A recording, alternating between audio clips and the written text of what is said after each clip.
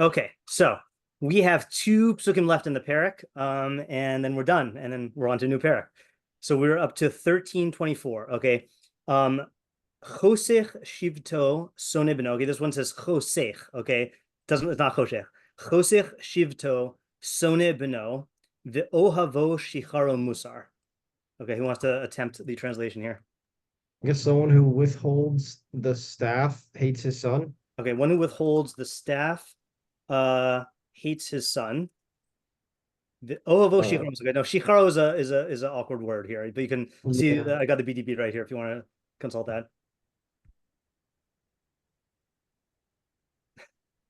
Yeah, Look earlier diligently. What does that even mean? yeah, I know, right? All right, so fill in the stuff around it, and then we'll figure it out. So I guess and one who loves him. So I guess him would be the son. Yeah.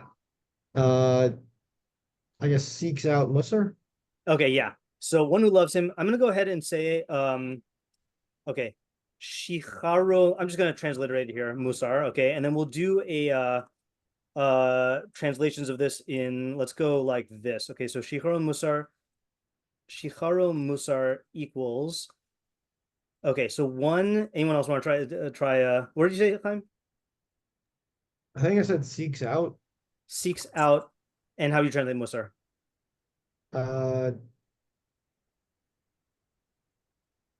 I forgot. Okay. Okay, yeah, Maybe give Musar, I us don't know. yeah. Well, there's two basic translations of musar. rebuke Yeah, rebuke. Oh yeah, yeah, Or that's a good one. yeah. and advice.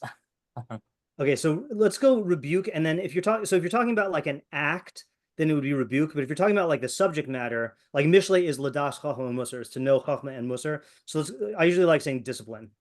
Okay, Mhm. yeah. Yeah, you know what? I'm undecided about how I want to display this. Okay, so rebuke or discipline. Okay. So seeks out is one translation. Okay. And then the awkward part here also is shicharo, which means to him. Okay, so seeks out rebuke or discipline for him. Okay, let's just say that for now. Okay. No, I Uh just saw that in the BDB. It's like Shicharo Musar, and it seeks him early with okay, discipline. right. So that's the second meaning. Okay, so let's do it like this. Seeks out discipline or rebuke for him. Two, um seeks him early with rebuke or discipline. Okay.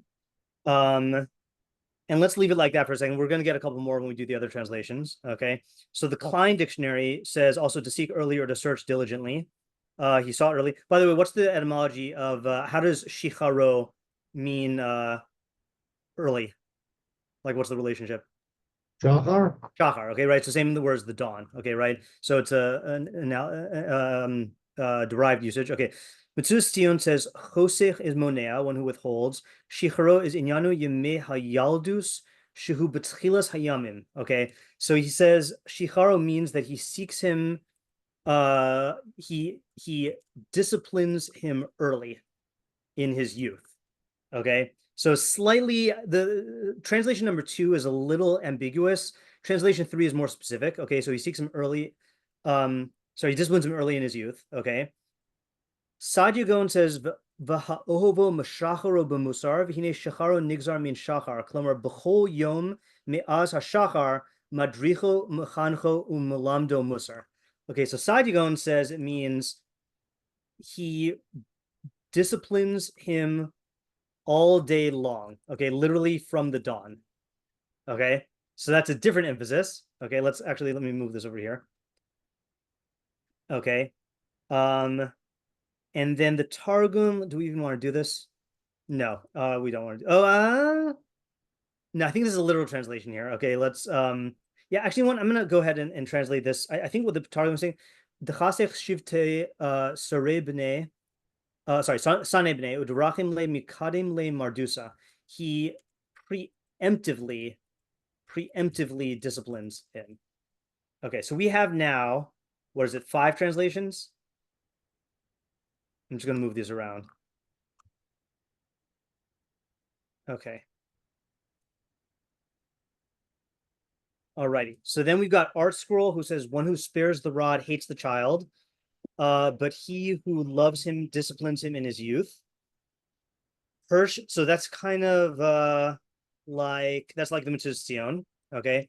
Yeah, I will say in his youth. Okay, so that's that.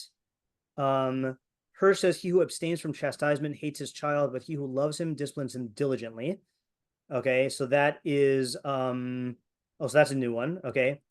And then Alter says, "Who spares his rod hates his son, but who loves him seeks him out for reproof." Okay, I'm gonna go ahead and delete that one because I think that's too different here. Okay, Rubbish wise. yeah, Rifkin needs a password. a password. I needed it. Yeah. Oh, Oh, she's in. that's weird. Alright. Has it ever asked you for a password before? Oh, whatever. I don't want to interrupt. It was a Okay, whole. fine. All right. I just want to make sure no one else gets kept out. All right. Okay, so yeah, so we got 3 translations here. Let's just for sake of ease, let's just label it here. Okay, let's go translation 1.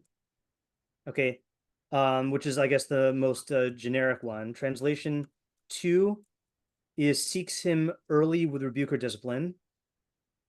And then we've got all these other ones here. Okay. Yeah. So what are the questions? And if your question is specific to a translation, just let me know so I can prime my mind. Yeah. Fine. Yeah, mine's not a question to a translation, but it is a comment on a translation. Yeah. I was wondering if we should say who withholds his staff because it's shift toe. Oh, you're right. You're right. Withholds his staff. Okay. Correct. Yeah. And I am actually gonna say I'm gonna say rod because anyone know the English idiom which probably comes from this? Yes, I do. Yeah. You want to say it? Spare the rod and spoil the child. Right. Spare the rod, spoil the child. Right. So we'll just keep it with rod. Also, because staff sounds like something that you hold for walking, whereas rod is like a whipping thing. Okay. Ariel, question. Yeah, it's more of like a silly question, but like, Okay. I mean, look, if I don't hit my son, I love him. Okay. Right. Yeah. Okay. So the question here is well, I feel like that might be several questions. How do you want to say it? Okay, fine. The question is like, in what way do we say sparing the rod is hitting your son? Is that true that you hit it? Maybe Okay. I So in just what way wanna hit his- does withholding the rod in what way is withholding the rod equal to hating your son? Okay. Is this really true? Okay, and in fact, if you look at one of the, I don't usually do the midrashic commentaries, but that's how the Midrash Mishlei says, "V'chi yesh lecha adam shu soneh beno." Does someone, is there anyone who hates his son? I mean, there are people who hate their son. But, Yeah, and like, what does it yeah. mean you hate? What does it mean you hate your son? Yeah. Yeah. What does that mean? Okay. All right. Let's keep it general, and we can break down further if need be. Okay. What does that mean? Okay, Rivki. So my question is, are we taking this first half literally? Because I know generally we do. I feel like it's finding it a little hard to believe that Judaism would condone abusing your child. So Oh, okay. No. So newsflash, newsflash. Yeah, this is literal. Okay. how is that? I don't understand that. Because it's not, well, first of all, there's a difference between abuse and corporal punishment. Okay. And you have to understand that punishing through physical like a spank or a hit or whatever was very, very common until like the 80s, and there are halachas about this, right? Like it's actually a halacha that that not just for a parent but for a rebbe, right? There's a halacha that during the 3 weeks, then Rebbe's not supposed to hit his talmidim, but the rest of the year, then fair game. Yeah. So let me rephrase this, okay, which is that assuming that this is to be taken literally, okay, what is included in like discipline with a rod? Okay, in other words, like, is this limited to physically punishing a child, or can it be expanded? And then I'm gonna convert your sorry, it can be, that's not what I'm looking for. Can it be extended beyond that? Okay, yeah. And then I'll convert your astonishment into a question, which is, how can Shlomo HaMelech condone hitting a child? Okay, yeah. Yeah, I don't know. I don't know why I'm stressed. Okay, but you do acknowledge like what do you call, like, factually speaking, right? This is not news to you, right? That this is how people discipline their. Meaning, yeah, but I think like that's like not like a silly argument, but there are tons Yeah. of things done that were like stupid, like leeches and like all that. You know what I'm saying? Like I don't know. Okay, right, yeah. But like that's not Right. necessarily. So let's actually ask this we're gonna translate this into another question, which is a variant on what we usually do, which is like, what is the practical application today, okay, in a world where we don't hit children? Okay, yeah. Okay, Alan. What's the to what extent is this applicable as loving their child for this, and um how why does it seem that in a lot of stories and cases that we see it's where it's been taken too far? So what's the limit where it's gone too Okay, far? that's a good question. Okay, so two questions. So one question is, are you asking in what sense does the guy in the second half love his child? Like how is this love? I'd Or- say that, yeah, I'd say that for the first one, but definitely for the second one, Yeah. to what extent is it Right. still considered love? To what extent? Yeah, let me reframe this one just a second here. Meaning, yeah, to what extent would a person need to engage in the actions or inactions in each half for this to apply? Okay, I know that's not the most what do you call it? Not the most eloquently worded question, but I think that's what you're getting at, right? Yeah. Like, to what extent would you need to discipline him in order to be considered to love him? Yeah, I'd say that. Okay, all right, good. Okay, next is my dad. How long does youth last? Okay, so if we are going to translate this, if this is talking about youth, how long does this period of youth last? Okay, yeah. And then also, Right. we're looking at using the rod as the most severe form of punishment, but in the world of mental health today, we have all sorts of abuse: psychological abuse, emotional abuse, sexual abuse. So, do we fit that in here anywhere, or is that something that we leave separate? Okay, so I'm gonna, first of all, I'm gonna reassert my what I said to Rivki here is a physical punishment is not equal to abuse, right? Right. Okay, right. So the question is, let's say, I'm gonna just tack this onto Rivki's question. At what point does discipline become abuse? Okay. I think my mom is next. Okay, so this may be premature, but Targum's preemptively disciplines him. Does that mean he disciplines him before he even does something? Does the kid have a track record? Or I don't understand preemptively. Yeah. That means before the fact. So that's not right. So okay, that's a good question. Okay, so according to Targum, who says preemptively disciplines him. Okay, what does that mean? Okay, how preemptive? How preemptive is preemptive? And then, like, isn't it unfair to discipline someone before beforehand? Yeah. Okay. All right. Good question. Chaim. Yeah, it's a bit of like a spin on like a classic question in Mishlei, but the two sides of the pasuk don't really seem to be talking about the same thing. Like on the one hand, if you hate your child, then you don't hit him. On the other hand, if you love him, then you rebuke him or you discipline him. But if it's like, unless you're holding that rebuke and discipline is done physically, like, is that what divrei musar don't mean like you hit him with a stick, right? So Okay, right. like, meaning what's the relationship I see what between you're the parent who hates their child and the parent who loves him? Like, it seems like you would say, one who withholds the rod hates his son, and one who hits his son loves his son, right? Okay, right. Okay, so let's ask 1 second here. I'm gonna ask it in the normal way, but then you get nuances if need be. How are the two halves opposites, right? So if if the first half is talking about physical discipline, the second half should also be talking about that. But the second half sounds like it's talking about a broader category of action, in which case, why does the first half focus on physical discipline? Is that what you're asking? Okay. All right. Rifki. So this might be the same thing I was thinking, but in different words. I was focusing more though on Skaro Musar and the first half, like with the rod. So I don't know if that's like the same thing, but I'm just wondering about that.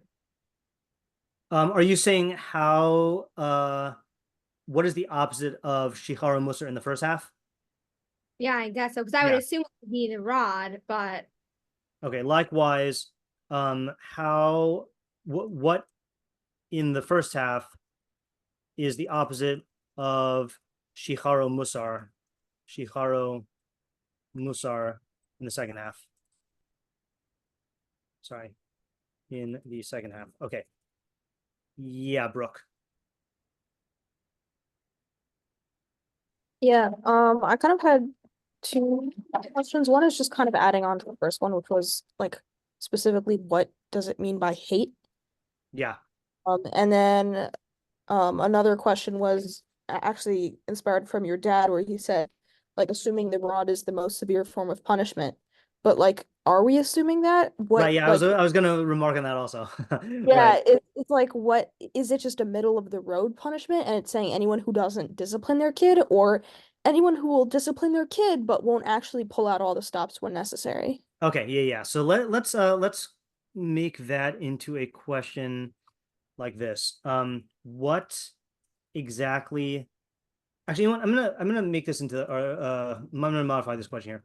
What is meant by rod in this context? Okay, right? So yeah, is this a reference to like extreme discipline, or the the most severe form, or what? Yeah.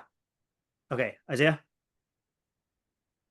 Yeah, what do we mean by son in this pasuk? Like, do Okay, we mean that's a a good literal question. son? Right. Could be a Talmud, Yeah. a Okay, daughter. Does so a daughter count? Like, right. What is meant by son in this context? Is it specifically a son as opposed to a daughter? Can this include one's student? What is the category? Yeah, Shira? Yeah, my question is kind of similar to Brooks. I'm just confused, I guess, by the words like love and hate. They seem just very strong and like kind of Okay. like Right. improper for this kind Okay. of Yeah. parenting. I That's don't a know. good literary observation here. So what's up with the use of such strong language? Okay. Love, hate, hitting. Okay. I mean, I know that's not part of your question, but like I feel like that's part of the like it sounds like extreme, right? This pasuk sounds extreme. Yeah.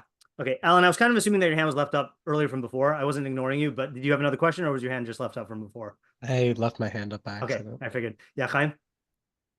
Yeah, I feel like we kind of like touched on this before, but like we are taking we are assuming that like Shlomo meant it like Yes, we're hitting, assuming he right? meant it literally. Yeah. Okay, because like I mean that long ago, yeah, like everybody hit kids. Yeah.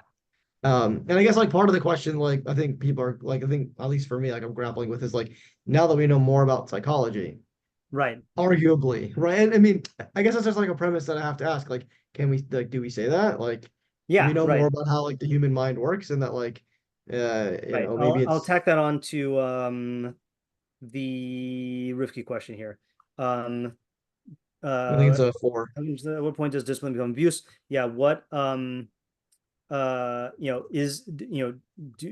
we still hold by this pasuk, right? Nowadays? Right, like it seems very archaic. And also it's reminding me of like your Sunday share from a couple weeks ago. Right. It's like I'm wondering if like that ties into it or if like we're just like this is like a very archaic way of like dealing with kids and like we don't do that anymore. Right. Yeah. Remind me. Like maybe there's a reason it stopped in the 80s, like a lot of Right. psychology came out in the 80s also. So like, Yeah. I gotta tell this anecdote because it's gonna come out at some point. Let me just pause this. Okay, Isaiah. Yeah, the guy who is holding back his rod or whatever. Yeah. So is that how to ask the question? Is that a symptom of the fact that is that caused by okay. Is that the definition of him hating his son, or is that a symptom? Okay, that's an important question. Hating his son. So I don't know where to put this in my question order here, so I'm gonna go ahead and put it right over. I'll just put it over here. Okay, fine. So what are the cause and effect relationships between the hate restraint and the love discipline? Okay, is the hatred, sorry, is restraining the rod, I'm using the word restrain or refrain, withhold, okay, is the withholding of the rod the cause of his hatred or an effect? Is that how you asked it? Is that the same question you asked? Okay, yeah. Is the disciplining of his son an expression of his love, or does it like cause his love? Yeah. Okay. Ariel. Yeah, for the second half of the pasuk, like I know that there are cases like there are times where like you shouldn't give people rebuke if you don't know how to give rebuke, or I guess like do you always give rebuke, or yeah, I'm gonna actually just tack this on to our practical question. I'm gonna go like this for a practical question. I'm gonna move this to the end where we usually keep it, and I'm gonna say, what is the practical application, especially today? And then I'm gonna say, what are the and the parameters. I'm just gonna lump that under the parameters here. Like, when should you apply this, and to what extent? Okay. yeah, and another question was like, who's the audience? Right. Okay, well, so here, okay, so that's a good question. It's kind of paired with Isaiah's question about who's the son, but who is included in the audience? Because we know it is for a parent, at least, right? But like, so we know it's for a parent at least. Okay, I'm gonna actually ask this question. What is the situation and who is included in the audience, right? So we know it's for a parent whose kid needs discipline, okay? But what are the specific, I guess, parameters also, right? Parameters of the scenario. Yeah. Okay, Shira. I just read through some of the questions, so my question might be the same question as question 8. But I guess I'm just like, it seems kind of redundant. I'm assuming that discipline and hitting are considered to be the same, and it just seems like, why can't you just say the second half of it and just take away the first half? Yeah. Okay, so I'm gonna say, I'll just go like this, which is I'm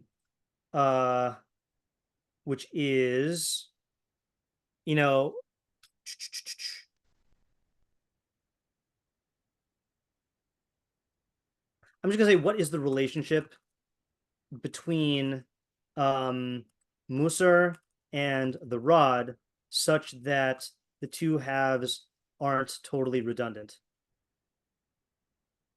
Totally redundant. Does that capture your question? Yeah. Okay, David.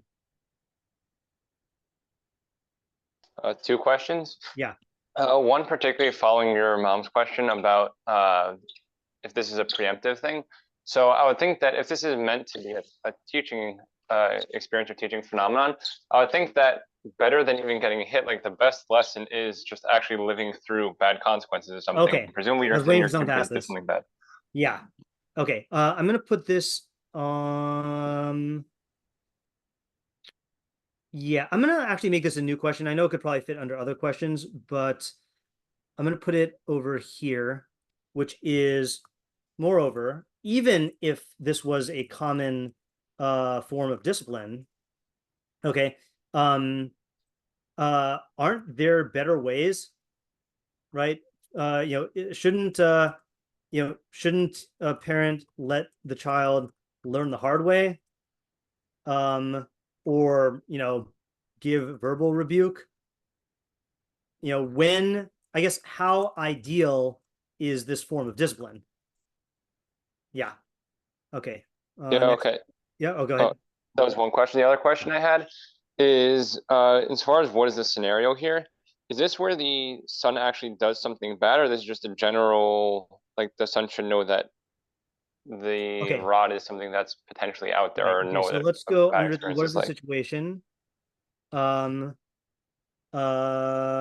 gonna say, is this a situation involving a specific misbehavior, or behavior, or is this a general thing?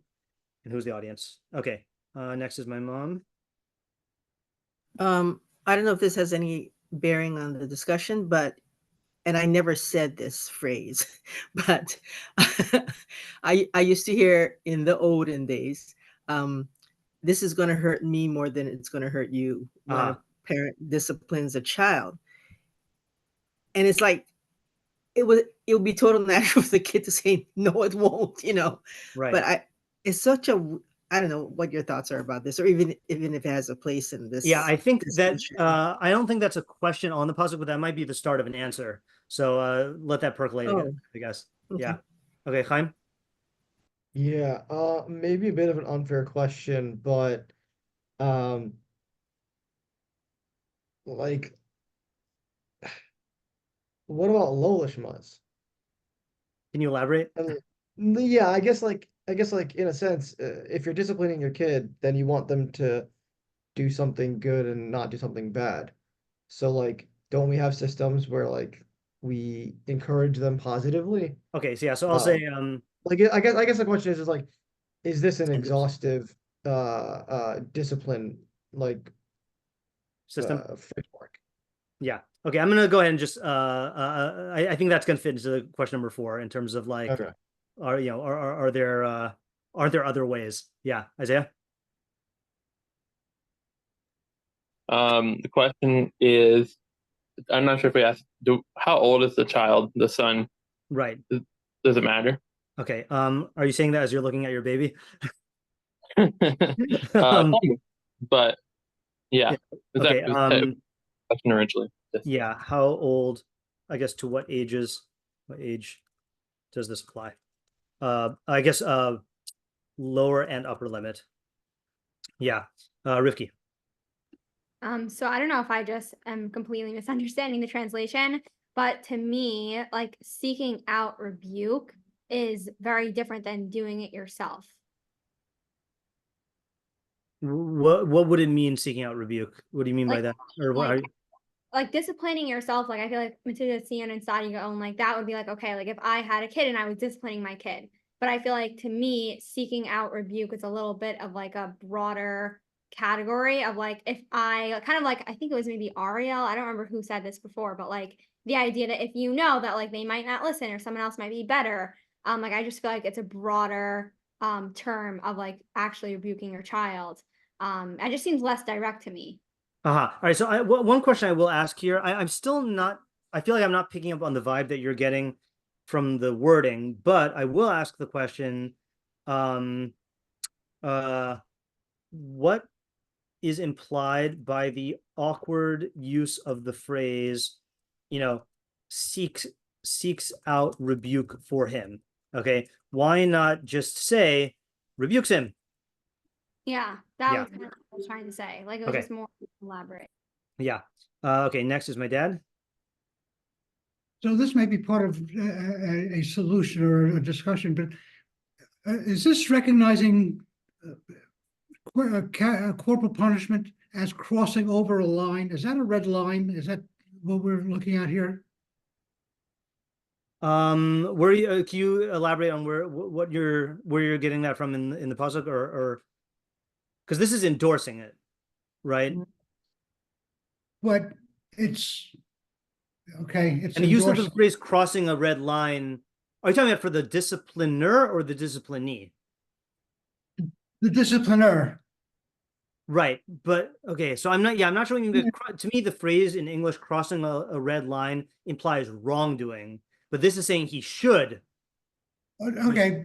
the rod. That's it. Maybe that's a poor way to characterize it, but is there is there a threshold? Does using the rod? Let me think it through. I'm Okay, sorry. sure. Brooke. Yeah, it's actually a Oh, Yoshua. Yeshua. Okay, you two but- merged. Yes. Yeah. It's similar to Chaim's question, I think, but are the two halves mutually exclusive in that love and hate seem like opposites, but withholding the rod and giving musar, are those opposites? Are they mutually exclusive? Okay, sure. I'll Is tack there that an on to yeah. Where are the two halves mutually exclusive, or do they overlap, or can they overlap? Yeah, or can they? Yeah. Okay, Shira. Yeah, this is just more of a curious question. Sure. But and maybe you can answer this. But I'm wondering if you know if Shlomo Melech used this for his children and how it worked, and like what makes Good him question. say that. Right. Yeah, there's a good curious question. I'm not aware of any data on that, but I will keep an eye out for it. And the place where we would see it is in the Mefarshim. I feel like that's the type of thing that you would see the Mefarshim mention if it applied here. Yeah. Okay, so we ended up with a lot of questions here. I just want to I don't usually do this, but I actually just want to go over one more time and read them and make sure we're not missing anything. Okay. And see if we can merge any. Because what does hate mean here? In what way is withholding the rod equal to hating your son? Okay. Is this really true? What does that mean? I'm going to actually merge these two questions. What is the cause and effect relationship between the hate and the restraint and the love and the discipline? Okay, fine. I know the love part is in there also. What is meant by rod? Assuming that this is meant to be taken literally, what is included in discipline with the rod? Is it limited to physically punishing the child, or can it be extended beyond that? Is it a reference to extreme discipline or the most severe form? How can Shlomo condone hitting a child? Okay, how does this apply nowadays? And also, if this is a common form of discipline, aren't there better ways?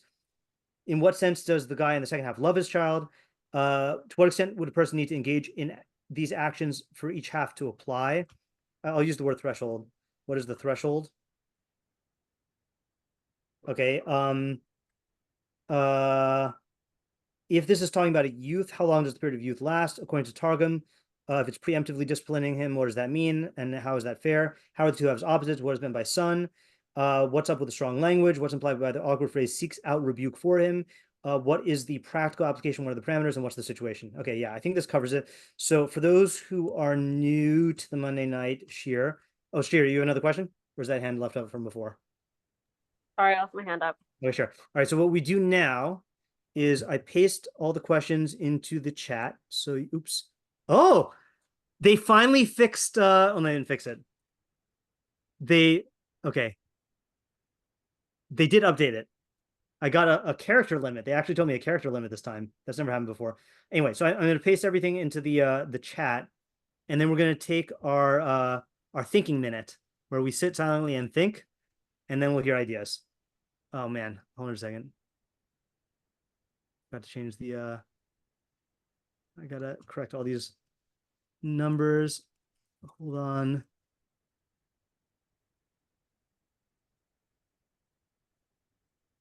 Okay, and how many more? I don't think it's gonna fit. Hold on. Oh no, it didn't. Wow. Huge shipments here.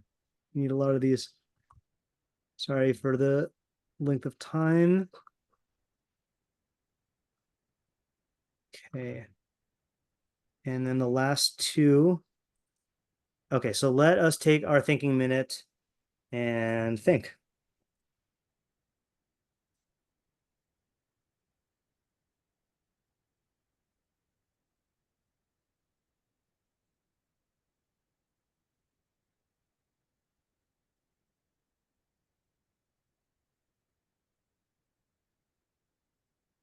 There's extra credit here, by the way. Okay, and I'm gonna treat the question about the awkward wording of shichar musar.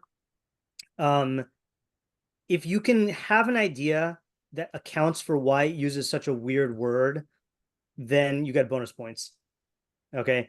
And look, whenever we ask a question about the subtle wording of Mishlei, like we've said before, that sometimes he uses weird wording because he wants to incorporate multiple ideas. So like maybe he's trying to get across the idea of early and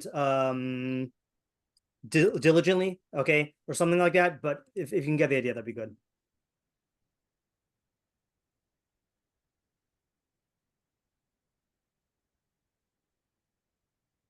Okay, Ariel, what do you got? Okay, I want to start off with any wonderful relationship, in a marriage or in chavrusas, in any like true relationship, both parties want to help each other grow. Okay. Because they love each other. Okay. Okay. I'll Now, in this specific case, why would you say that someone who withholds a rod to son hates him? It's because sometimes the kid needs a smack in the face, to set him straight. And it's to look. Remind me to delete this recording if you ever run for office, okay? You may want to keep it so you don't want me to run This for isn't the only office. one. This isn't the only one that you'd have to do. I know. Okay, go ahead, continue. No, but like whatever. I'm just okay. Fine. I'll dial it back. Like But the bottom line is like there are times where like the kid needs discipline. Okay. And assuming there's no other way where you could get the kid to listen to you, and it can be hurtful to him and to his future if he doesn't have that rod across his face. Right? Right. Now you can replace rod with whatever you want. I just like to make this more entertaining. But for this now, the second half of the pasuk. Okay. Now it's interesting, that it uses the term, see, because it's kind of a little redundant, So maybe you could say like this, like there are also times where like they're not going to listen to you, and we see this example by Yaakov. Like Yaakov didn't give, well, at least in the Torah, like he gave tocha to them like before his deathbed, and the idea of that is to show that like there wasn't like any like motivation, any agenda before he was dying. Like it was very sincere and whatever. So maybe like and maybe one idea of seeking is that you should seek out what your kid needs, what Musar kid needs throughout his life, and you keep it in your pocket, for when the right time comes. That's when you can give it to him, or if he seeks it out for you. But you should seek out what he needs to further his development, and then when it's the right time, you should give him. Oh, and maybe I don't know if you could read it this pasuk. Maybe you also teach the kid how to seek out Musar too. Okay. So let's set aside that fourth point for a second. So I'm hearing 3 points. I'm not going to try to write this yet because it's a bit all over the place. So here, let me tell you the 3 points I'm hearing, and you tell me if I'm getting all of them, and let's try to like work it on it. Okay. So first one is you're saying that in any healthy relationship, then both parties, or at least I guess the party who's responsible for influencing the other one, like if you have a very young child, it's really a one-way thing. So, but you want to help the other person. Okay. Yeah. So that's number one. That was just a premise of your idea. Second thing is you're saying in the first half that sometimes then the only thing that will work is a physical punishment. So you're not saying that this is advocating this as the standard way or the best way. You're saying that sometimes then this is necessary. Yeah, I may even argue, surprisingly coming from me, that it may not necessarily even mean to hit. It may just also mean it could even just be, well, I don't know. I'm not sure. Because I could see like a kid not reacting properly if you just tell him what he's doing is wrong. Right. I mean, look, I'll tell you, I don't know. if you are going to take this non-literally, then, we do use expressions like this for, we use like physical expressions to just reflect like harsh discipline. Like what's one that hopefully someone's thinking about at Pesach? Whipping? Like No. With the 4 sons. Break his teeth. Break his teeth, right? Yeah. Yeah. So like you don't literally break his teeth, right? But that means that you speak harshly to him, or you say it in a way that like arouses a powerful emotion in him. Okay, fine. So granted, this doesn't necessarily mean hitting, but I think I missed what you were saying, the explanation of the hatred part. The hatred. Oh yeah, because because you that's a part of the premise. Meaning, like, if you don't hit him, he's gonna go off the derech. Hitting the point of the goal of hitting the kid is so that he knows what he's doing is wrong and that he doesn't do it again. Like if he genuinely if he's doing something that's destructive to himself or to someone else, if this is the only way you can teach him to not do it in the future, if you do it him, you'd be doing an injustice to him and society. Okay. So the premise of the pasuk is that the parent wants to help the child. The first half is talking about a situation in which hitting the kid, okay, whether literal or not, is the only way to stop him from engaging in a self-destructive or detrimental behavior. Therefore, if you withhold the rod, then and allow him to go off the path, then so are you saying that is, let's just tackle the question head on. Is Shlomo saying that you actually do feel hatred to your child, or are you saying something else? That's a good question. I didn't think about that. Okay, you don't have to answer. I just want to make sure I didn't miss anything. Okay, fine. Yeah, it's a good question. All right, so then the second half is saying, I would say yes. I would actually say yes, because that means you don't care. Okay, then that means I would say yes. You don't care. Okay, which is being expressed here as hatred. Okay, and just in case anyone doesn't like that, okay, can anyone think of a case in Sefer Beraishis where not liking is called hating? Kain and Abel? Kain and Hevel, no, I don't think it's definitely perceived that way. It is definitely perceived that way. Yeah, I don't think you use the word hate there. Yaakov and Leah. Yeah, Leah, right? I just want to make sure I'm not imagining this. Hold on. Yeah, right. So it says in Beraishis 29:30, Vayavo gam el Rachel v'yehav gam es Rachel mileah. So it says that Yaakov came to Rachel, and he also loved Rachel more than Leah. Okay. Then the next pasuk says, Vayar Hashem ki senua Leah. Hashem saw that Leah was hated, right? Now, it does not mean she was hated, right? Because it just said that he loved Rachel more than Leah, which means he did love Leah, but it's using I think plain pshat is either it's saying that she felt hated, in which case it's not using it literally. It's talking about, it's like, attributing her feeling as though it's an objective thing, or it's saying that because she was relatively loved less, then it's calling it hated. Okay, so it's as if she was hated. It's as if she was hated, right? Yeah. It's like the kid will grow up in the future, like in retrospect, why did my parents discipline me? It's as if they hated me. Right. Like as if you hate them. Okay, fine. So that's the first half. Okay. Yeah. So the second half I understand on its own, which is that if you but if you really love the kid, you will not only discipline them. Yeah.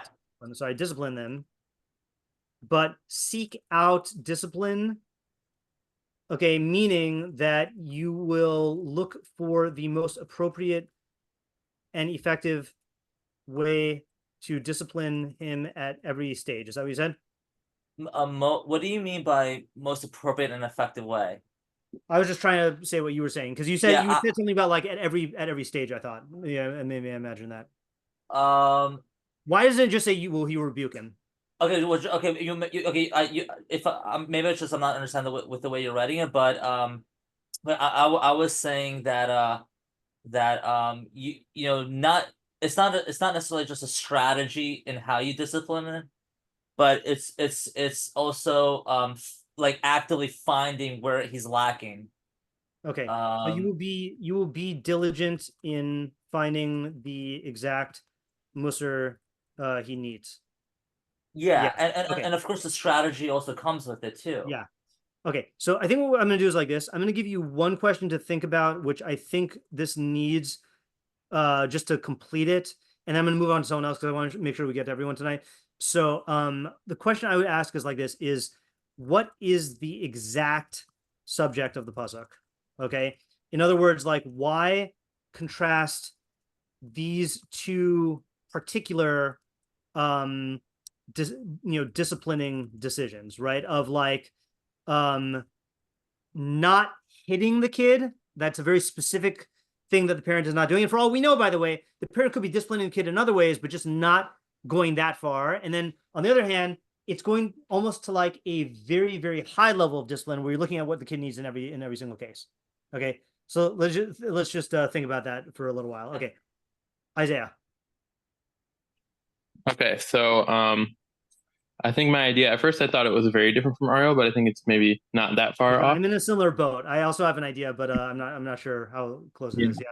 So I guess that what I'm thinking about this is kind of a different cause and effect relationship in the first half. That someone who hates their child, how would you know? What would you see like someone who hates their child doing? Like either using their rod or withholding it. Like those are the two modes. It's like that's the only thing that they resort to for like punishment or discipline is just like a rod. And like sometimes, like Ariel said, it is effective, but like it's not necessarily like, the go-to. Doesn't have to be the go-to thing. And that's what you see in the second half is someone who loves their son. So he designs the specific discipline that he needs. Like he, in this pasuk, it's making it seem like he's getting up early and like thinking about like, what should I do to solve this problem of like, my son needs to be improved. And so he thinks of the specific, discipline that he needs instead of, the person who hates his son, he just like, okay, he needs to be disciplined. I'm going to use a rod because that's an effective thing. It's always effective in, I guess like saying you punished the son or like maybe it will make him act differently, but it's not like out of love. Okay, hold on a second. I think I misunderstood your first point, and then that threw me off for the rest of it. So you're saying that like I say it one more time. I think I totally missed it. You're saying if you looked at this person, if someone hated their son, what would you see? So I'm getting mixed up in that. Say it again. You would see someone when you see someone like withholding a rod from their son. Like I guess you might be seeing two different things. You might be seeing someone who like, okay, he thought out the punishment and decided that it's not the appropriate punishment in this place. We also might be seeing someone who hates his son, but decided it's not necessary at this point in time. Like he did. I just stop there. Hated his son, but decided that it's not necessary at this time. I'm being thrown off by the but. But meaning like you might think someone who hates their son just always uses just never chooses. Why is he withholding the rod? He hates his son. But what he does is his method of punishment is the rod. Sometimes it's applied, sometimes it's not.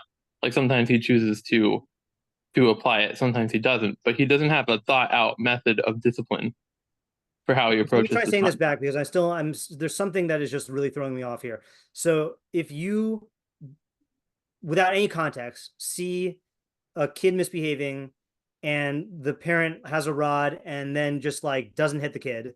So you either interpret that to mean he must have decided that this situation does not warrant the rod, but he is thinking about the discipline, or you might say he hates his kid a lot and therefore he's not disciplining him.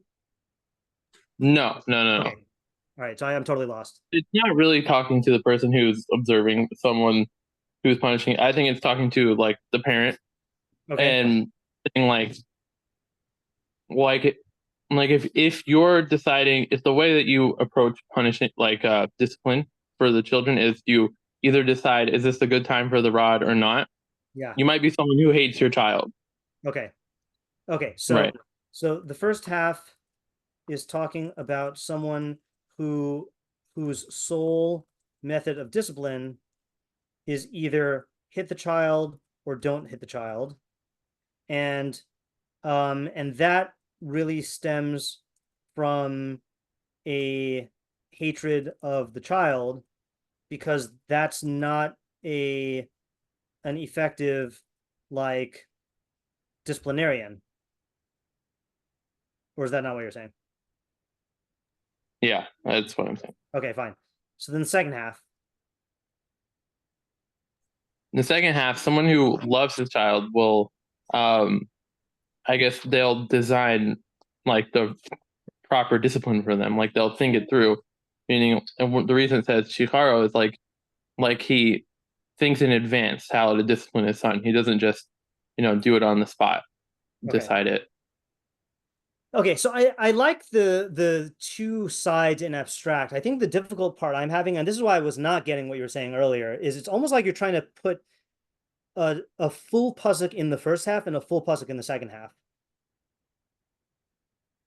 At least the way I'm seeing it, because you're saying that really it's not the guy who, see, the way I was reading it is, I think this is a straight way to read it, is if you withhold the rod from the son, then that's bad. But you're saying that really the binary withhold the rod or hit the kid, both of those would be bad. And that's still what's throwing me off.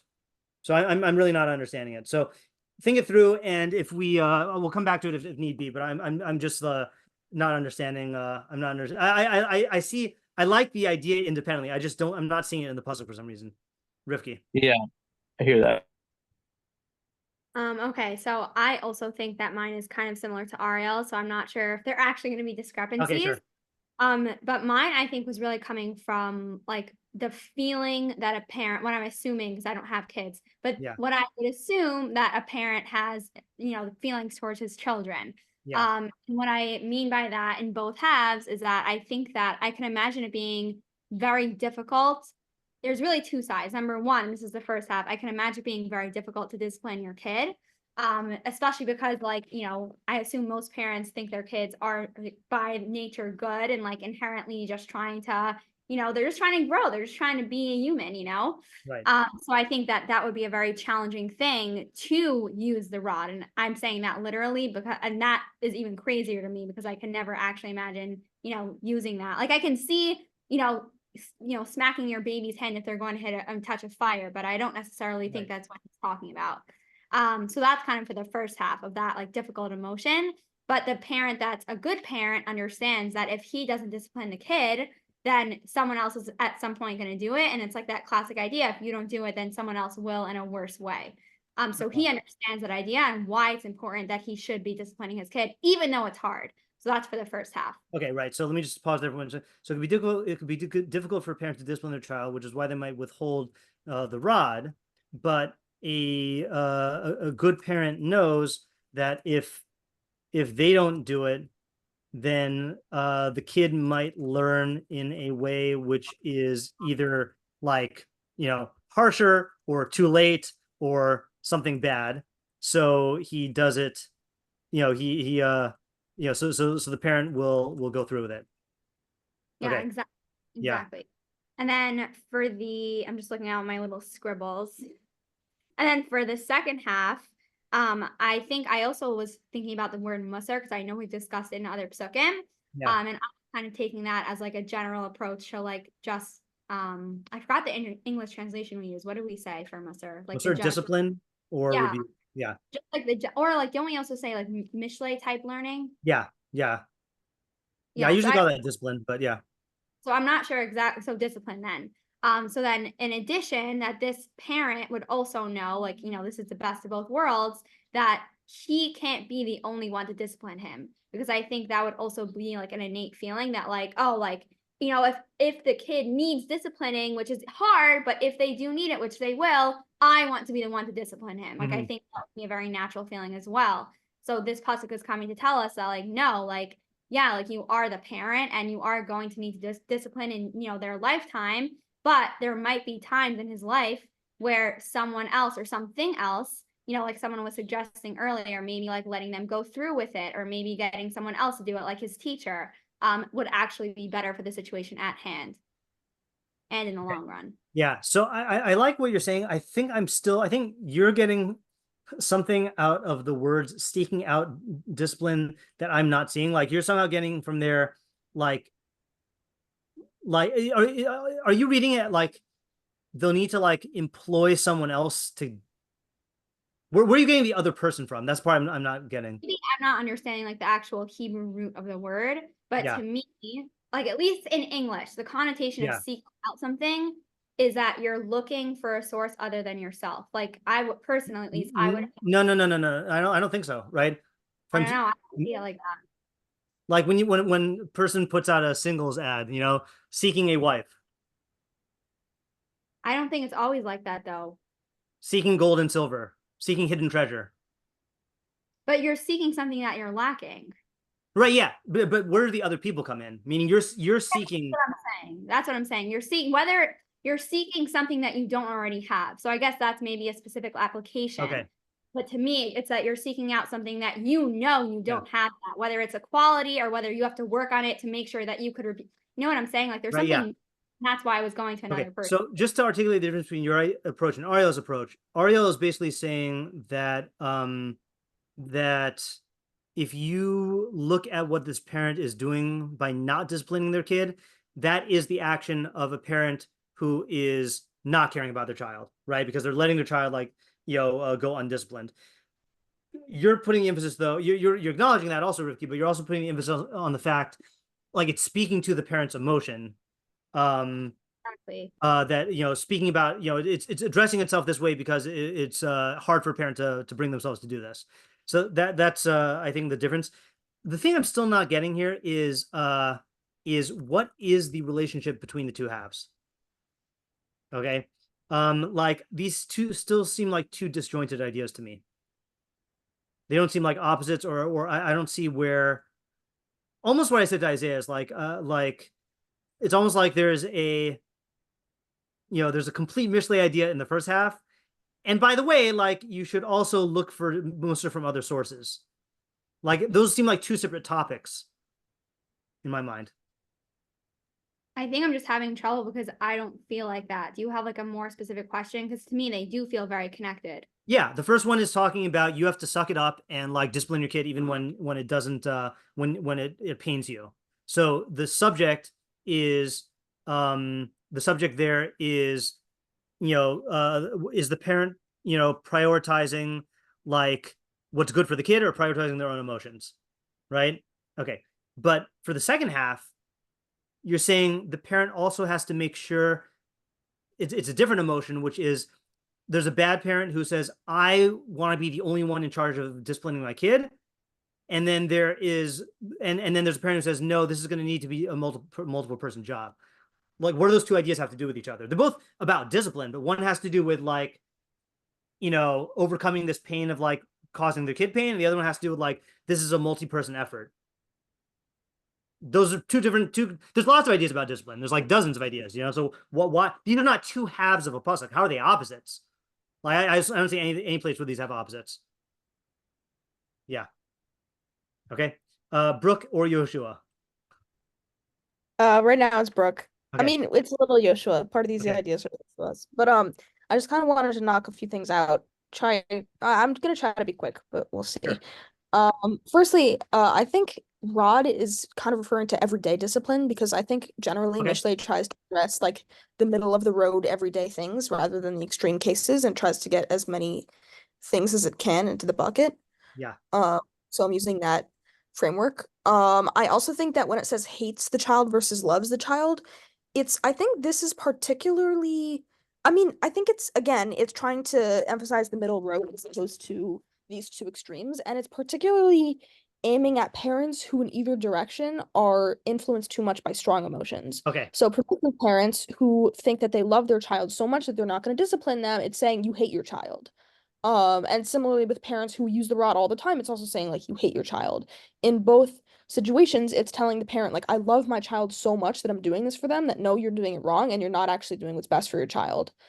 And Okay, I think it's so useful strong language in order to target people who think so strongly about that and are so influenced emotionally by these things. okay, so let me just get this down, because this is what I thought Rivki was saying initially, and this is still might be included in what Rivki was saying, but it's talking to a parent who thinks I'm sparing the rod because I love my child, and saying no, if you spare the rod, you hate your child. Yeah. Okay, yeah, all right. That's I think is the best answer for why it is using such strong language. Okay, good. And then, sorry, go on. And I also think that with the physical pain aspect, it's like with the rod, I think the reason why it's specifically referring to the rod is because rods cause physical pain. And I don't think it's just referring to physical pain. I think it's referring to any kind of pain, because parents who are permissive will shy away from inflicting any kind of pain. Parents who are too strict will like heap on the pain. So I think like it's both physical pain, it's mental pain, it's any sort of thing where your child is suffering. Okay, good. So also regarding youth, I think it's just when the kid is in the parent's house. I feel like generally that's how cultures operate. Yeah. Okay, that's another Okay, thing that good. I'm not. Yeah. By the way, there's no Rabbeinu Yonah on our pasuk, so I don't feel like it's cheating to quote from Rabbeinu Yonah elsewhere.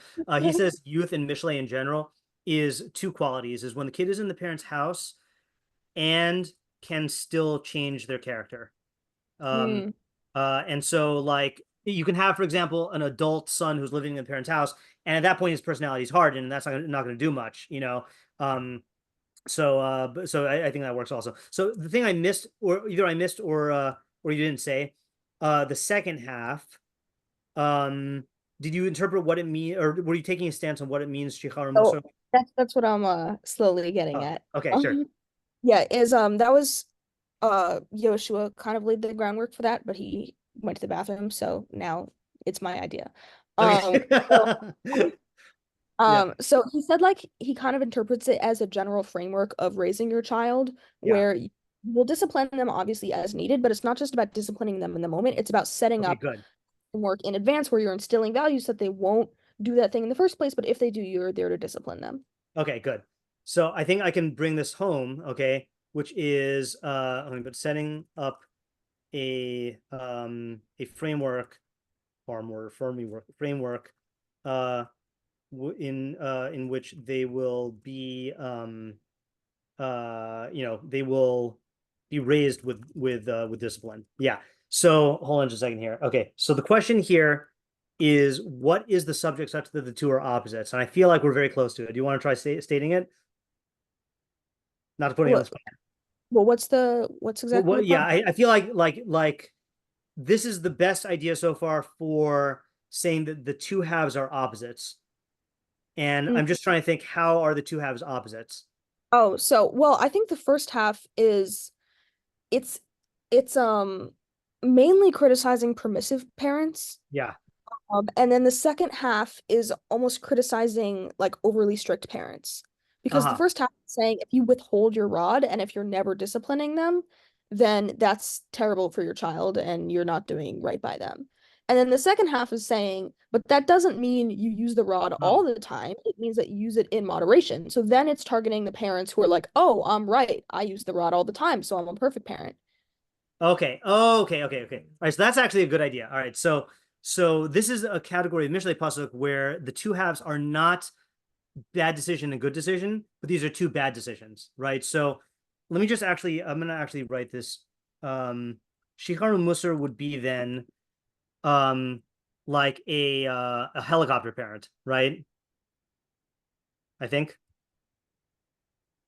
Is that Sorry, I was struggling to get at the mute button. Right. Who is excessively disciplined and thinks that, hold on a second.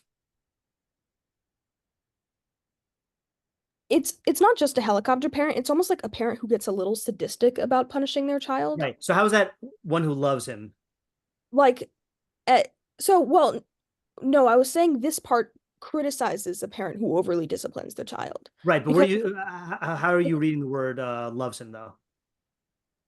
Oh, how am I interpreting the word loves? Oh, sorry. I think I know what's happening. In other words, like this, meaning that sorry. Okay, shiur musar means the correct decision, which is not being overly disciplining. But you're saying that the purpose of the second half is to criticize the parent who disciplines too much. Well, I think it has two purposes. One, it's to say the right thing, and in the process, it's excluding the wrong thing. Mm-hmm. I think the first half is excluding the like most parents when they say, "Oh, I love my child so much," Yeah. they want to spare them pain, and that first half is saying that's wrong. And then Yeah. the second half is to stop them from going overboard in the opposite direction, saying, "I love my child so much that I'll smack them around all day Okay. and hit them." Can I try? I want to try tweaking this idea a little bit. Okay. Which is that maybe I'm gonna try saying this before I write it out. Okay. But maybe this pasuk is talking like you started off with, no parent likes to cause pain to their child. Okay. But every parent also wants what's best for their child. Okay. So there is a right way to go, a wise way to go about doing this, and a wrong way. The wrong way is you just never discipline your child at all. So you never have to cause them pain. And ultimately what you end up doing is you end up, raising a child who is going to make bad decisions. And then you're going to really feel pain because you're going to watch your kid make bad decisions and get the consequences. Okay.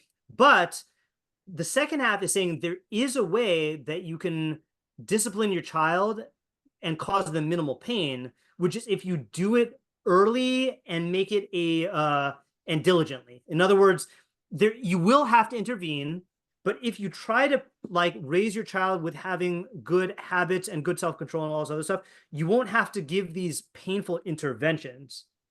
In other words, but it's talking to the same parent who the parent wants to raise a good kid and not feel pain at disciplining them. If you try to get out of that entirely, that's the first half of the pasuk, you're going to fail, and it's going to be much worse. But the best way to do that is you discipline early, and in these like whatever Yehoshua meant of like setting up a framework. You see what I'm saying? Yeah, no, I think that's very similar to what I was saying. Okay, so I'm just going to get this down here. My modification is the audience of the pasuk is the parent who wants to raise a good kid, but feels pain at the thought of disciplining them. Okay. So the bad decision is to not discipline them at all. And the consequence is that you'll cause pain to yourself and to your child. Okay. That's the hating your child. Okay. Or speaking to the emotion, like Brooke was saying. Okay. The good decision is to set up a framework of early and diligent musar, okay, whatever that is, where you will not need these drastic interventions. Okay. Like what I'm picturing here is like the kids in Willy Wonka, like all the kids in Willy Wonka who are very bad, whose parents like are just totally at a loss to control them, or to like get anything. And like the most the parents can do is like do these painful interventions because the kid's already so far gone that there's no other choice, But if you raise a kid properly early on, you won't need to have those drastic painful interventions. Okay. This to me is the best candidate so far, either Brooke's idea or my idea, in terms of seeing, this is what I'm looking for here of like, I want the two halves to be like exactly opposites, that's, or two bad decisions, but that's going to be hard with the Ohovo thing. So I'd like them to be two exact opposites. Okay. Next is my dad. Okay. I have a different view of youth than what was expressed before. Okay. I say for youth, you're looking at the boundary between someone who has limited intellect and someone who has the borderline for youth is someone who begins to develop pre-adult intellect, develop the intellect of an adult. Okay. So there's up until you're developing an adult intellect, you sort of have to discipline the kids like a Skinner box, you know? I mean, they're just sort of pre-intelligent animals, and you know, sometimes they need to be, you know, punished with a little bit of pain. Once you have someone developing intellect, adult intellect, now you have a whole array of techniques of dealing with that behavior and making your response to that behavior appropriate and in a way that will improve things. You can reason regarding the behavior, you can criticize, you can shame them, you can make it a learning experience. There's all sorts of, you know, all sorts of ways you can deal with it, but not until they have an adult or some form of an adult intellect. Before that, you just need action and punishment. Okay, I definitely hear that, and that is consistent with well, it might be consistent with what Shlomo's other psukim are about this. So if you know, this is a genre of mishlei pasuk about corporal punishment, which Rifki, if you really want to look into it, then look at all the other psukim about it, because there's a lot. But usually what Shlomo says is that you only use physical punishment with the ksil, with the mishleic fool, or with the lates, with the scoffer or the Russia, you know, people who are really not open to other forms of education, you know, and the only way is to, like, you know, to create like an artificial consequence. So this is consistent with that. All right, that's a good what do you call, paradigm for this. Right. So that's good for the first half. Oh wait, that's good for. So you're taking it as disciplines him in his youth, right? Yes. That's basically your only option. You can't explain things. You can't point out. Okay, right. So the whole pasuk is only about in his youth, and there, if you don't, in other words, if you have a, if you have, sorry, hold on a second. If you have a son who is too young to understand, you know, reasoning, and you withhold the more basic form of discipline, then you're doing a disservice, because you're holding him responsible for a level of self-control he's not capable. Exactly. Okay, that's a good idea. Okay, Brooke. Yeah, just to add a thing on really quickly, it says, but no, it does not say like his child, it says his son, which makes me think like you don't necessarily age out. Right. I think that would be good if you're just learning it without the disciplining him in his youth. I think my dad's going with the idea that it's the Metzudas David translation here. But yeah. Okay. So we have a potentially viable approach. Okay. I want to do something. I'm actually not sure if I'm misremembering this. I want to look at my Mishlei archives and see if I have an interpretation of this pasuk or if I'm thinking of a different one. And then we'll go to the Mefarshim. No. Yeah, okay, fine. All right, so let's go to the Mefarshim here and see if they'll help us a bit. Okay, we're gonna do Metzudas David, Meiri, and then we'll see if we have time for one more. Okay, let's see what the Metzudas David says. He says, Chosech, one who withholds. Hamonea beno mi beno shevet musar, one who withholds the staff of discipline from his son. Hine lasana techashev, will be considered, oh, that's interesting, as one who hates him. Kisofo yatza l'tarbus ra, because eventually he will fall into a bad crowd. Viyamus ba'avono, and will die in his iniquity. Okay, I don't think that literally means that he'll die. I think it just means he'll turn out bad. Okay.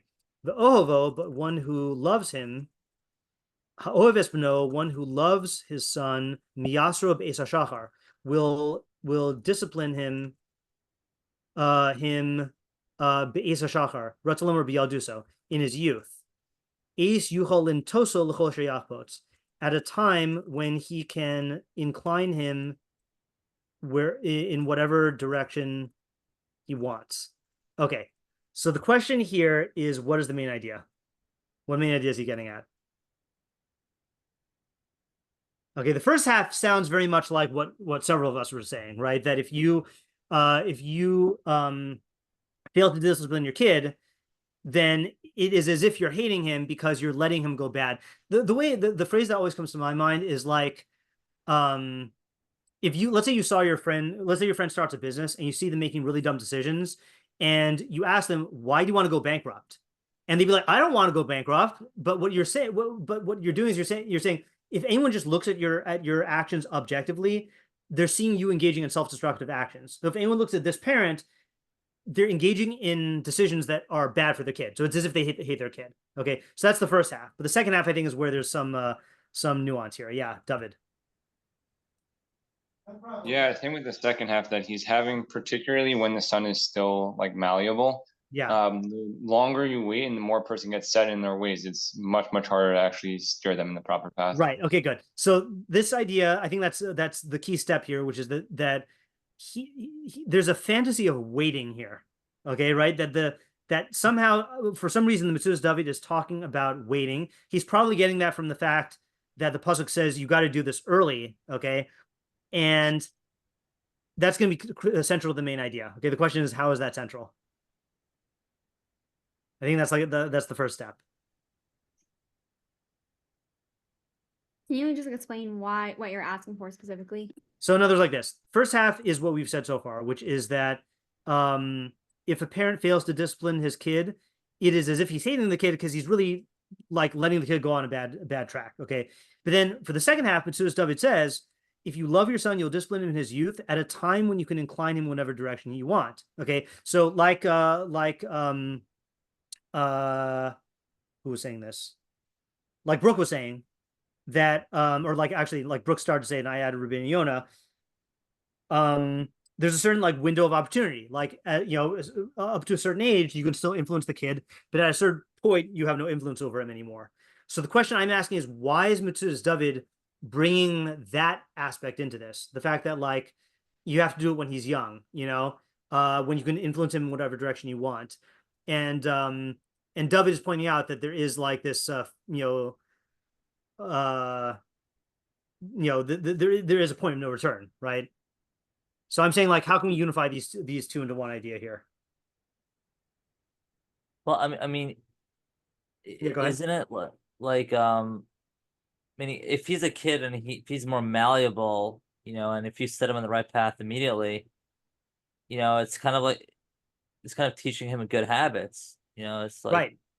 I mean, isn't the idea like you want him to live the best possible life he can live, and you do that by I mean, I don't know. I thought it sounded like what you were saying is the main idea before. Like, I don't know how that's not the main idea. Okay, let me ask you a question. Let me ask you a question here, which is this is the answer I'm going to give is not the only answer. What's the subject of the pasuk? Okay, it seems like the subject is parenting, but I think it's more specific. Disciplining. It's interesting. It is interesting. By the way, you notice he does not really make a big deal about the type of. He seems to be using shave it as just a synonym for discipline in general. I'm gonna go ahead and say this. The subject. Oh, isn't okay. Go ahead. I don't know. Maybe I was gonna say that like the subject of the pasuk is coming to teach you that your child will not naturally fall in line as if you do, like you do. Okay, that is definitely one of the rationalizations that a parent uses. I'm gonna go ahead and say the subject is laziness in parenting. Okay, and laziness here being the classic, we've quoted this many times, Sadigon's definition of laziness. Okay, when laziness is defined as, anyone wanna say? The ability to wait. I forgot. Okay, words fail me. The compulsive need to avoid all immediate pain and conflict. Okay. So in other words, like this is disciplining your kid involves a lot of pain on the part of the parent, right? This is like what Brooke said that the pasuk is speaking to. Okay, and there's a fantasy, and I think this relates to what my dad was saying, that you can just wait until he's older and then reason with him. Okay, the problem is that by the time he gets that old, he'll be set in his ways. And if those ways are bad, okay, as they likely will be, then the results are locked in.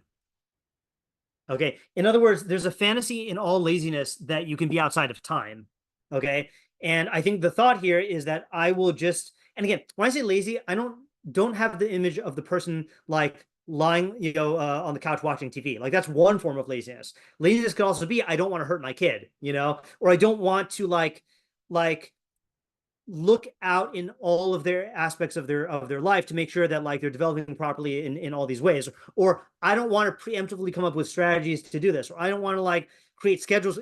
There's a lot of opportunities for laziness here, but what Metzudas David is seizing upon is that there is a window of opportunity that closes once the kid gets to a certain age, and by that time, if you wait until they're past the point of no return, then effectively you're going to be hating your kid because you're going to let them go in a bad direction.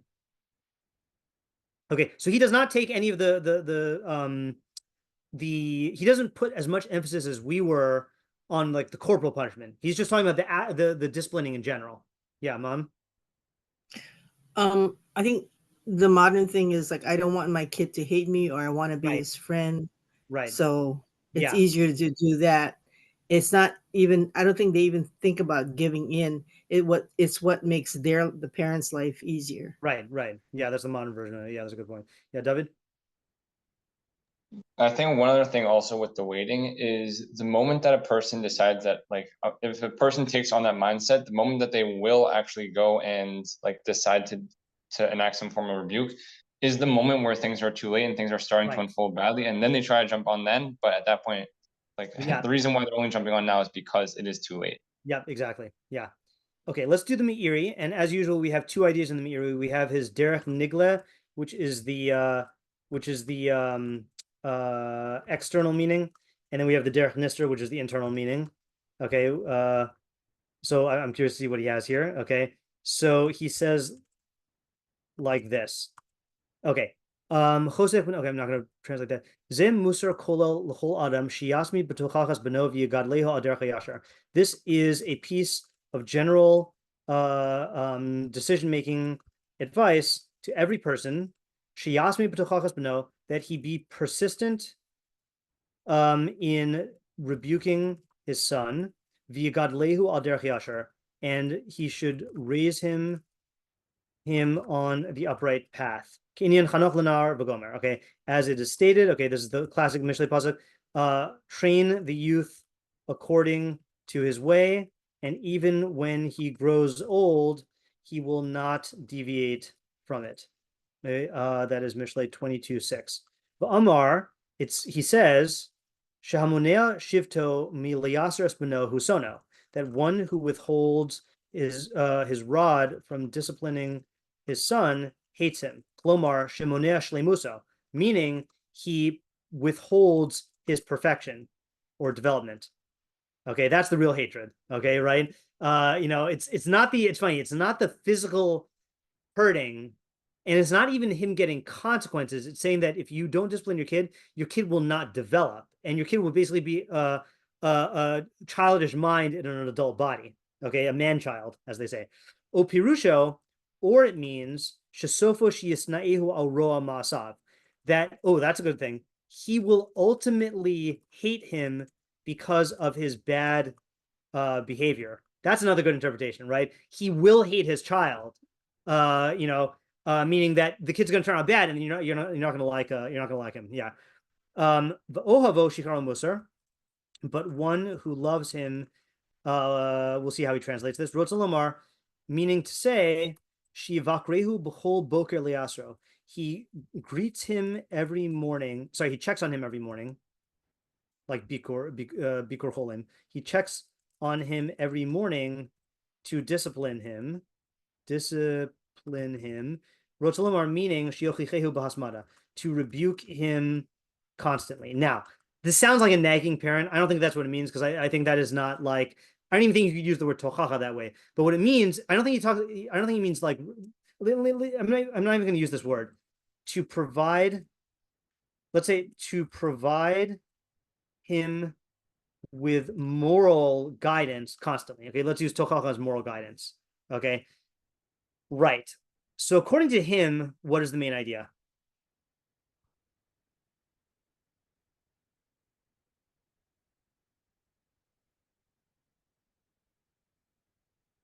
Right. According to him, the opposites are someone who does not want to discipline him, and the result is he's not going to perfect himself, or he's going to turn out bad, and you're going to hate him.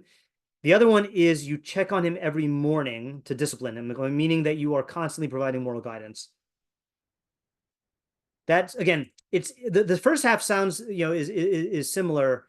Is going to be similar in multiple interpretations. The second half is where we get the nuance. Yeah, Ariel.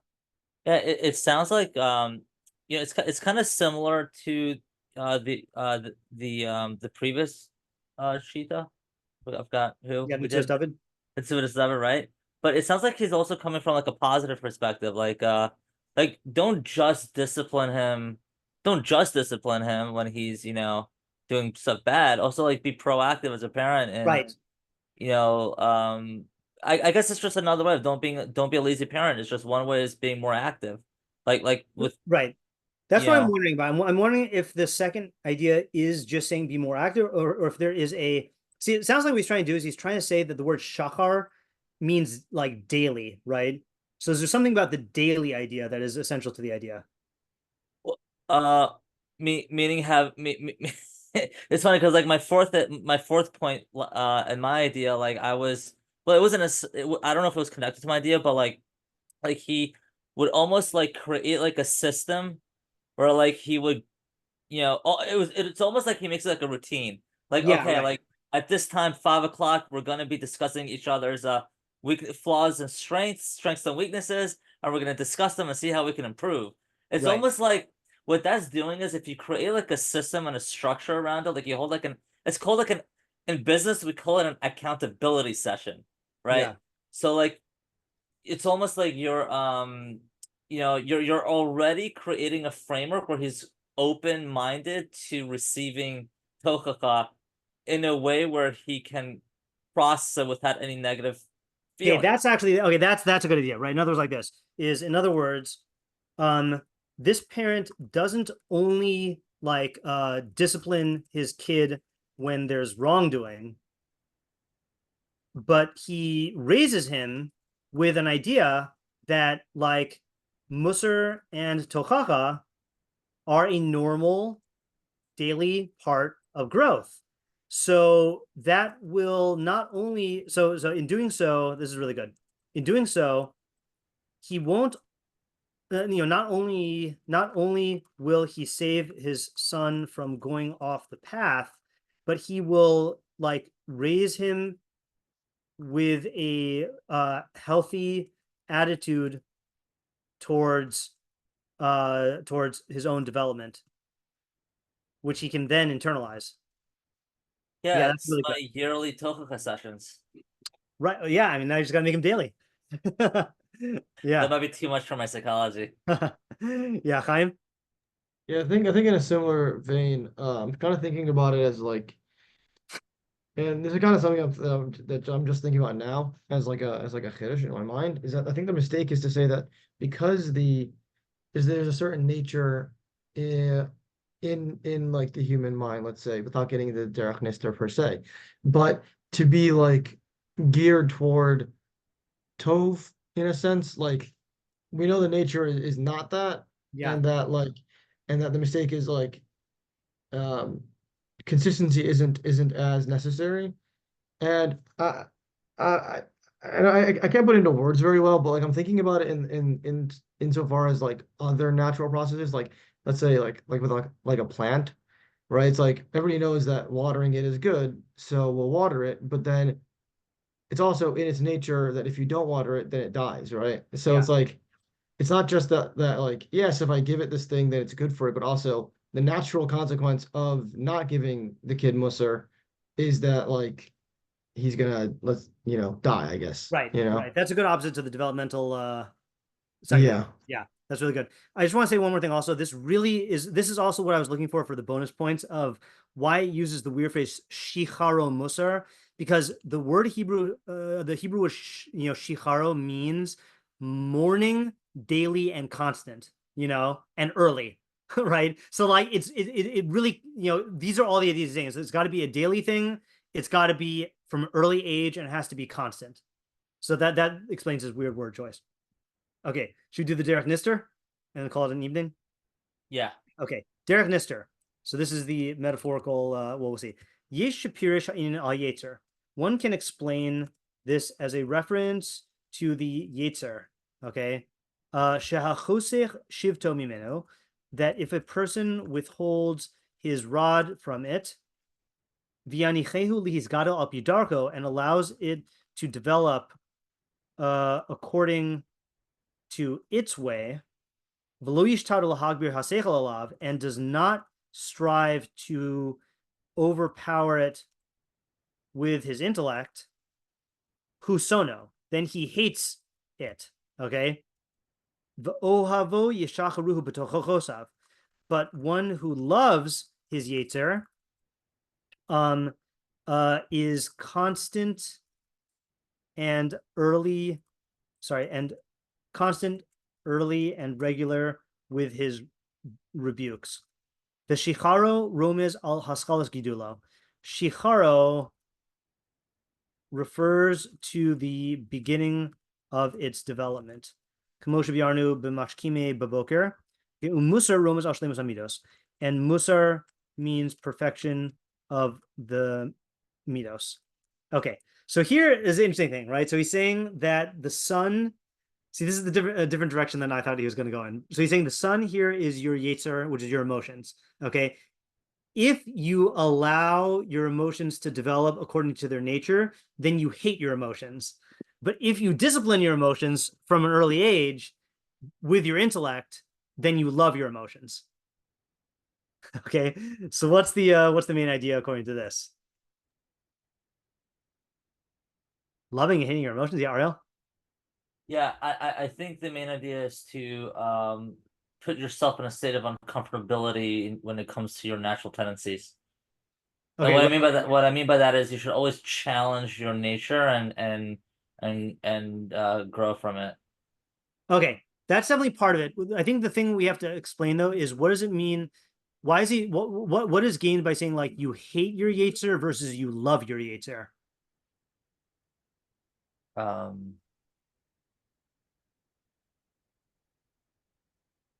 How's he defining yetzer here? We're just saying your yetzer is your emotions,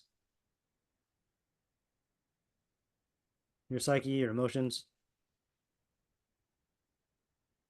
inclinations. Yeah, Chaim? Yeah, maybe you could say that unchecked, like the psyche and the emotions just kind of run wild and rampant and like hurt themselves and have no framework to filter things in life through. And so by being able to channel them and cultivate them in a healthy way using your intellect, that's what's going to that shows that you actually love your psyche. And if you can recognize what's really good for it is not just to pursue whatever it wants to pursue in this moment and then the opposite thing in that moment, and really like stability and just I guess in that sense it's almost like a safety is best for it, then you would do that. Okay, I agree with what you're saying. I'm going to put a little Mishleic spin on it, okay, which is instead of saying what's best for it, I'm going to say what's most pleasurable for it. Okay, it's true that it's what's best for it, right? But here's the thing: is like people naturally feel that the best thing they can do for their emotions is to give them whatever they want without restraint. Okay. This does feel good in the moment, but ultimately you're going to create pain, hedonic treadmill, consequences, lack of ability to obtain higher pleasures, okay, etc. Okay. So the best thing you can do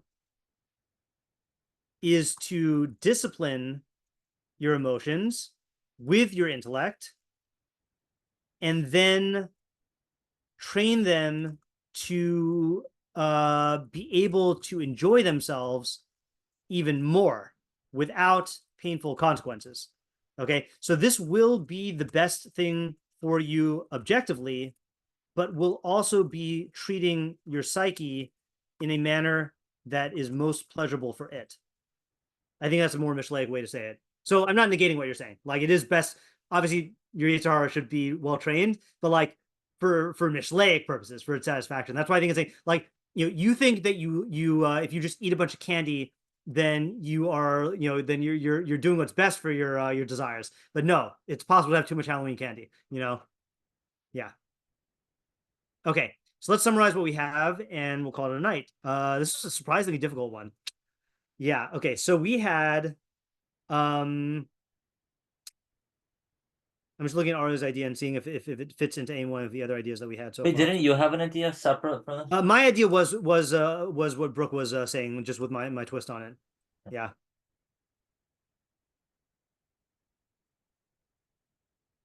Right. So the first half of Ario's idea, I think, was common to a lot of Mefarshim here, right? That if you if you really do want to help your child, you should discipline them, and if you don't, then it is either the action of a parent who hates their child, or you will come to hate them, or whatever. Okay. And the second half, right? So I think the second half was just lacking specificity, which was also, yeah. So I think the most complete ideas we had here were Brooks and mine, and then Metzudas David and Meiri. So Brooke and I both started off in the same place, which is that it's talking to the parent who does not want to cause their kid any pain, and they think that that's an expression of their love. Like, I love my kid so much, I don't want to cause him any pain. No, really, that you're hating your kid, or you're gonna hate your kid. But the second half is saying that. Okay, I'm going to say my idea because I was getting too tangled up in Brooks. So my idea first, and I'll go back and try to say Brooks. My idea is that no parent wants to hurt their kid, to cause them their feelings to be hurt. So there's two things you can do with that feeling.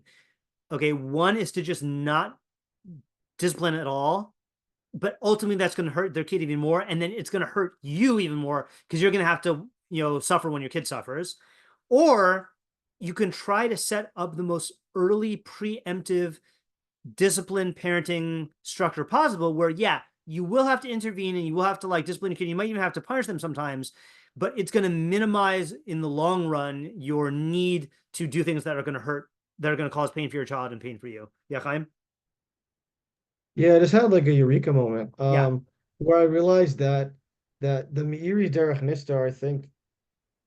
I mean, I'll say the idea and then you'll see how it fits into the derech nistar. Sure. But the way you treat your own psyche and your own emotions is going to be reflected in, or is going to be how you're going to treat your children.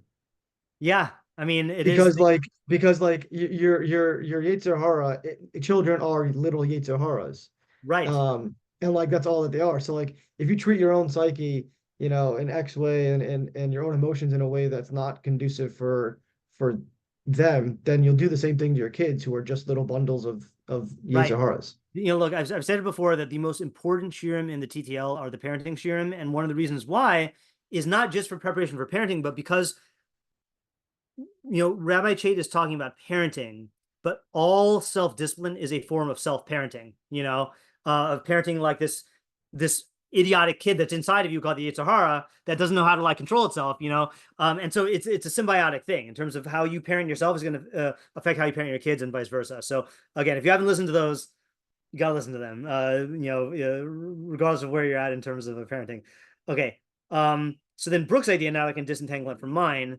Brooke had the same idea for the first half, but the second half is criticizing overly strict parents who are going to be punishing their kid all the time and thinking that that's an expression of love, and saying, no, the real way to love your kid is to come up with some sort of discipline system or framework or some other thing. So I think that works out well also. Then we have the Metzudas David's idea, which is it's laziness in parenting, where you're trying to, again, avoid that immediate conflict. And it's pointing out the window of time, that no, you only have a limited window of time to influence your kid before things are set in their nature. And then by that time, it's going to be too late. And if you want to try to discipline him as an adult, then either he's set in his ways or he's out of your house and you're not going to be able to do it. And then you're going to feel pain. Meiri, I really liked Ariel's interpretation of the Meiri, which is that first half is the same, but second half is saying that you need to normalize musar and tochacha as just a daily part of living. It's not for when you have something that is bad.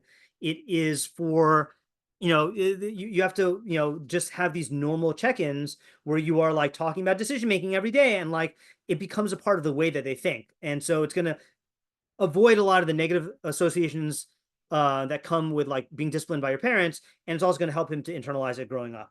And then the last idea is about applying this to your inner self, which is that don't think that by spoiling your emotions, then you're going to have the richest, most happy emotional life. Really going to destroy your ability to enjoy pleasure. And really the best way to do is to discipline yourself. Okay, difficult pasuk, but important one. And next week, Bli Neder is the last pasuk in the parsha, and not the parsha, in the parak. And then we'll continue Bli Neder through the summer unless there's a time that we can't do it. Okay, thanks for coming, everyone. Thank you. Thank you. All right, bye. I also just have to say that I think that we should get a t-shirt.